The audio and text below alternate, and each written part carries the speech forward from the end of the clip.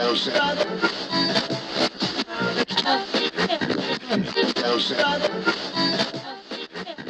right, we are back again for our teacher podcast here. So I have the wonderful Michelle Hegre, our halftime AM kindergarten teacher. That's kind of a big mouthful. So welcome, Michelle, to our show. Thank you.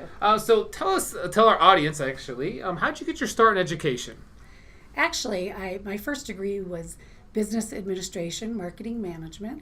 So I was the marketing director for regional banks. And I just wasn't feeling, fulfilled. So I thought, well, I'm going to go back to school and get my teaching degree. So I taught in California for 10 years and then came here, and I've been teaching ever since. It's amazing because Miss Hegre is only 27 years old, so it's amazing how she's got those things started. So a lot of our parents in your classroom, obviously this is their first kiddo into school, and so they are still getting used to how school works. So what are some of the questions that those parents can get home, or when the kids get home, what questions can parents ask their kids when they get home? Wow, you wouldn't think this would be 16 episodes. I think it's always good just to ask, how was your day? We used to sit down as my husband and I with our kids and say, what was the high for the day? What was the low?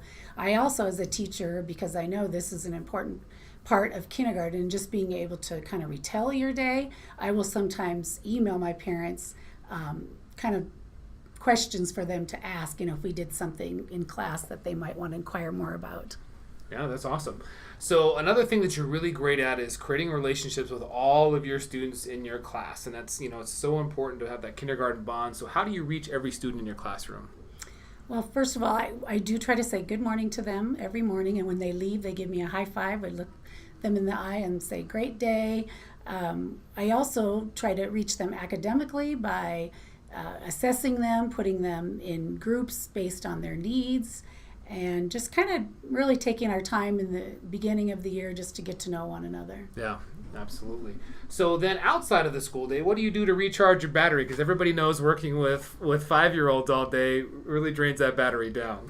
I know. Surprisingly, I actually go home and walk. I eat lunch and I go home and walk every day.